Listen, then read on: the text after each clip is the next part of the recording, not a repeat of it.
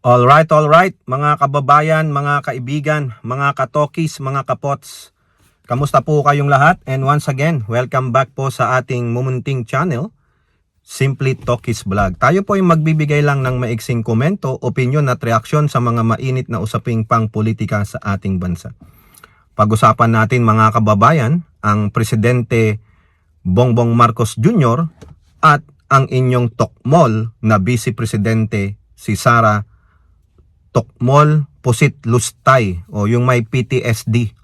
Ano yon? Pusit Tokmol Saltik Dutae. Kasi po si Pangulong Marcos, mga kababayan, muang matutulad sa kanyang ama si Apo Lakay, na tinraidor maski naman ng kamag-anak. Maalala nyo, na traidor si Pangulong Marcos Sr. ng sariling pinsan.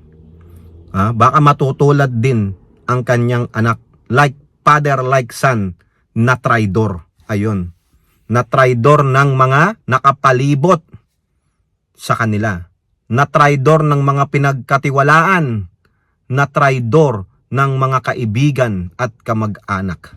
Okay, at ganun din po mga kababayan, itong inyong may PTSD na Vice Presidente ay ayaw papatalo. Hindi magpapatalo si Sara Duterte. Saan siya hindi magpapatalo? Dito po sa isang napaka mahalagang bagay. Hindi magpapatalo ang may PTSD ninyo na Vice President. Okay, so shout out po lahat sa inyo and may God bless you all.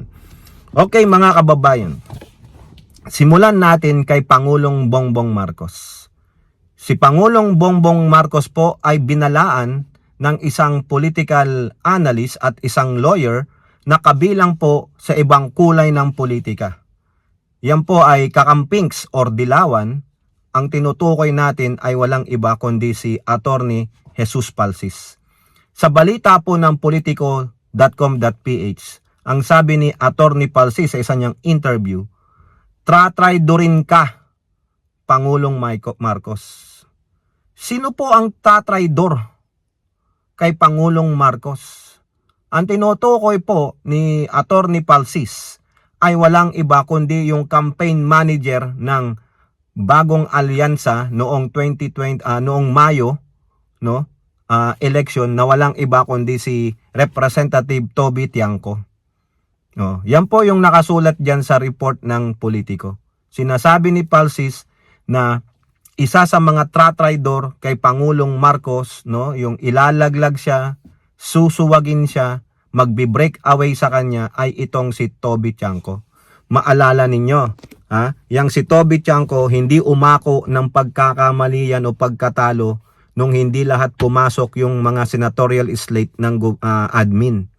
Ang binlame niya kasi nag-file pa si Martin Romualdez ng impeachment kay Tokmol. Yun daw po ang dahilan ng pagkatalo ng karamihan sa mga alyansa senators.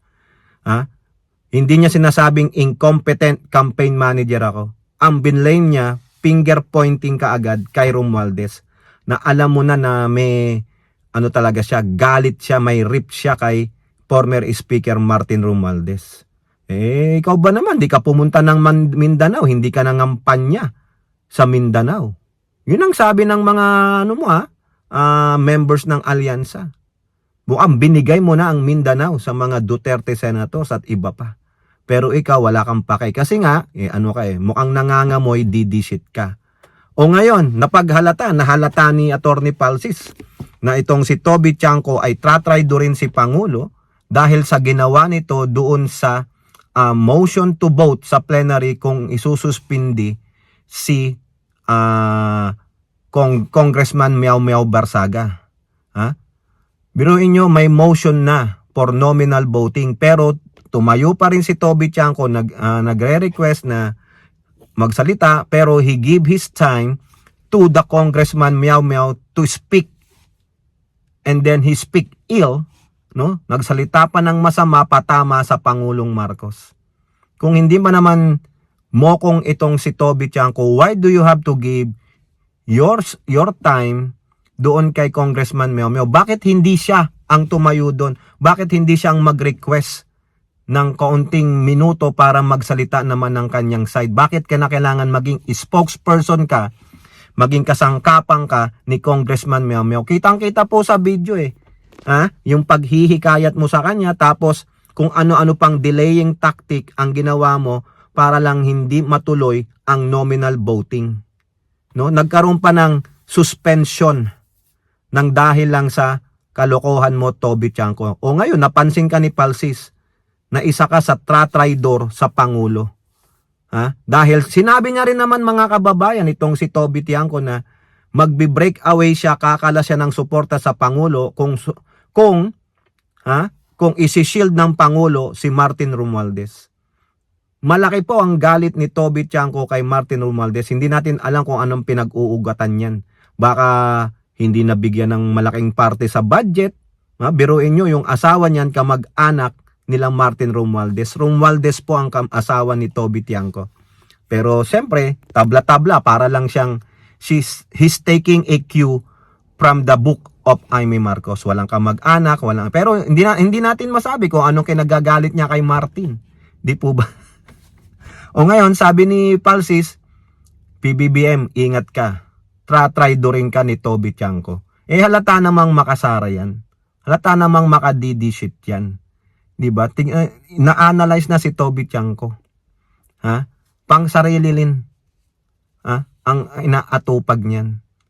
Baka nga next year yan magpo-pull out, kalas na yan kay Pangulo. Di wow. Diba? Siguro naman baka hanggang diyan ka na lang. Hanggang representante ka na lang ng nire-representante mong bayan. Okay, so yan po, no, pinag-iingat po ni Palsis ang Pangulo. Kaya Pangulo, ikaw, huwag kang pakampante dyan sa mga kaibigan mo. Yung mga close friends mo, yung mga high school friends mo, kakagating ka ng mga yan. Pag hindi mo napagbigyan yang mga yan, itutulad ka nila sa iyong ama. No? At marami na nga, marami ng, kasi nga sabi nila, masyado ka daw weak. Masyado kang lame, mahina, tamad, mga ganon, no?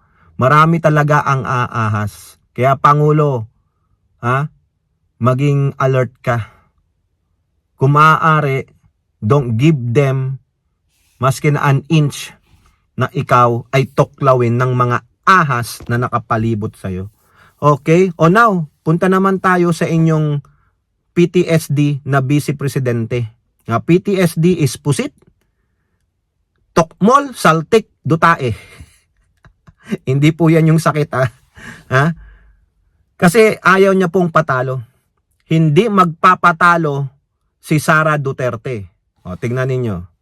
Hindi siya nagpatalo sa confidential funds. Nilustay niya kaagad yung 125 million na kinuha niya na confidential funds noong 2022 for 11 days. Hindi siya magpapatalo sa dami ng bodyguards. As of today, ang sabi ng COA, meron pa rin siyang 334 na bodyguards. Bakit nga ang dami? Baka naman utusan mo na pabagsakin ng gobyerno na yan. 334, ang dami niyan. Ano yan?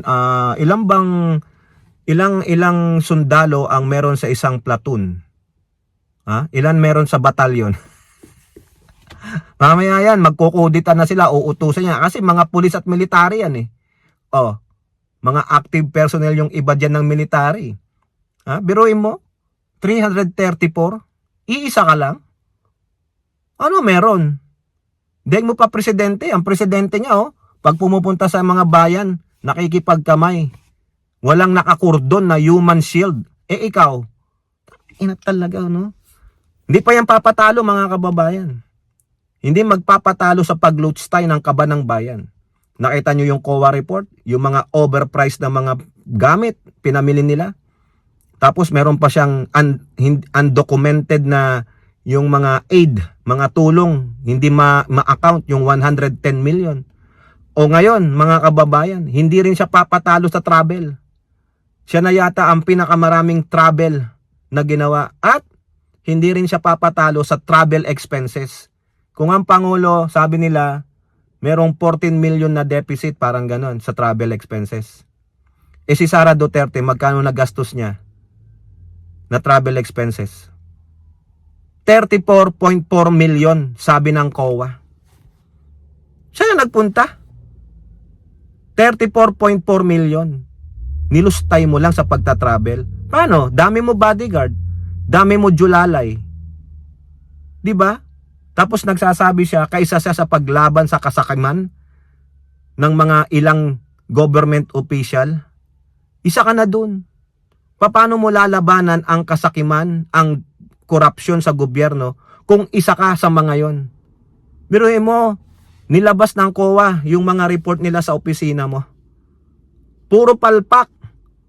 Puro nawawalang pera, unaccounted for. O ito, travel expenses 30.4 million. Ano ginawa mo? Saan ka nagpunta? Anong naiambag mo sa bayan sa pagta-travel mo? May nainganyo ka bang mga investor? Wala. Pang personal yan, mga kababayan, pinaggagawa niyan. O ito na lang 2025, hindi pa to audited, hindi pa tapos ang 2025. Sabi ng opisina niya, nakakagastos na siya ng mahigit sa 20 million sa kanyang travel expenses. Yung bang travel niya ay pang gobyerno, trabaho bilang ng gobyerno. Ang dinadahilan niya lang, imimit ko ang mga OFW, gunggong. Yung mga sinasabi mong meeting, protesta yun eh. Hindi naman official state function. Wala ka namang minimit ng mga official ng gobyerno doon. Nang aagaw ka lang ng trabaho ng OWA, nang aagaw ka lang ng trabaho ng DMW.